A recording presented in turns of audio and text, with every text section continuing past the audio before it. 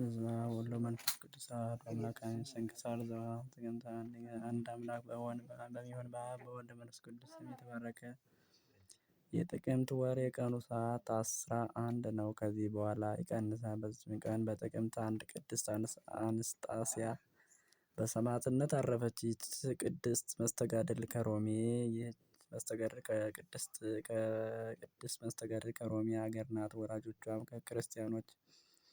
ክርስቲያኖች ናቸው። ጠቃሚ የሆነ ትምህርትን በማስተማር ክብር ባለው በመልካም ሥርዓት አሳድጓት። በዚችም ባደገችም ጊዜ ወላጆቿ ሊያጋቧት ፈለጉ። እርሷ ግን ይህን ስራ አልፈለገችም። የምንኩስና ልብስ መልበስ ፈለገች እንጂ።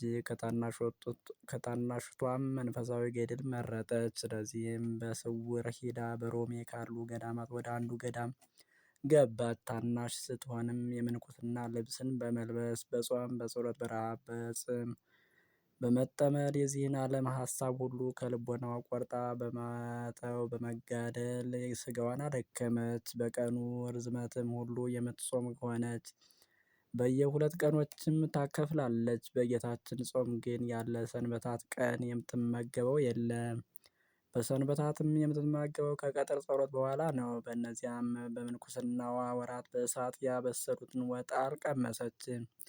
በገዳሟ አቅራቢያም ሌላ የደናግል ገዳም አለ። የዚያ ደብር በዓልም በደረሰ ጊዜ እመምኔቷ በዓሉን ለማክበር ይህችን ቅድስት አንስጣስያን ከእህቶቿ ደናግል ጋር አስከተላት። በአንድነት ተጓዙ። ሲጓዙም የንጉሥ ዳኪዎስን ወታደሮች አየቻቸው። ከእርሷቸውም ጋር የታሰሩ ክርስቲያኖች አሉ። ወታደሮችም አስረው በቁጣ ይጎትቷቸው ነበር። ልቧም በሃይማኖቷ ፍቅር ነደደና ያን ጊዜ እንዲህ ብላ ዘለፈቻቸው። የእውነት ፈጣሪን የካዳችሁ ልባችሁ የደነዘዘ እግዚአብሔር በመልኩና በአምሳሉ በፈጠራቸውና ስለ እርሱም ነፍሱን ለሞት አሳልፎ በሰጠላቸው ላይ ለምን እንዲህ ትሰራላችሁ? ይህን ባለቻቸው ጊዜ ወታደሮች ተቆጡ። ይዘውም ወደ መኮንኑ አቀረቧት። እርሱም እንዲህ ብሎ ጠየቃት። በእውነት አንቺ የተሰቀለውን የምታመልኪው ክርስቲያን ነሽን? እርሷ ስለ እኛ የተሰቀለውን ክብር ይግባውና እርሱን አመልከዋለሁ ብላ መለሰችለት። በዚያን ጊዜ ጽኑ ስቃይን አሰቃያት።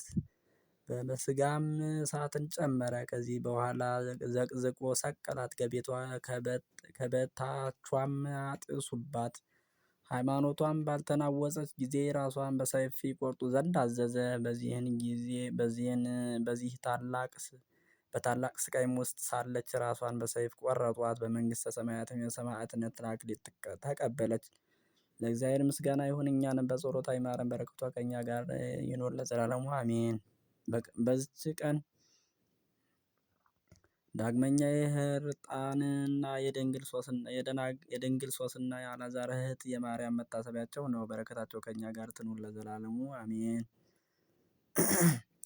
ጌታ ሆይ ከብልጽግናቸው ብዛት የተነሳ ብዙ መባ ካገቡት ይልቅ የድሃይቱን አነስተኛ መባ እንደተቀበልህ ለሁል ጊዜ የሚያገለግሉ አእላፍ መላእክትን እያሳሰብህ በችግሬ ጊዜ የማቀርብልህን ምስጋና ተቀበል። እናንተም ቅዱሳን ነቢያት፣ የወንጌል ሰባኪያን ሐዋርያት፣ ከሰማዕታትና ጻድቃን፣ ትጉሃን መላእክት፣ ፍጹማን ደናግል እንዲሁም ደጋጎቹ መነኮሳት ሆይ ልጅ አዋቂ ሳይለይ የምንሰበሰብበትን የጉባኤ ቦታ ባርኩ። ይህን መጽሐፍ ወረቀት አዘጋጅቶ ብራና ዳምጦ የጻፈውና ያጻፈው ከግዕዝ ወደ አማርኛ የተረጎመውን ቃለ ንባቡን በእርጋታ መንፈስና በተመስጦ ሕሊና ያዳመጠ በደለኛን ሁሉ የምታስምር የጌታ እናቱ በማርያም ጸሎት ኢየሱስ ክርስቶስ በአንድነት ይማረን። ኢየሱስ ክርስቶስ በአንድነት ይማረን። ኢየሱስ ክርስቶስ በአንድነት ይማረን። አሜን ለዘላለሙ አሜን።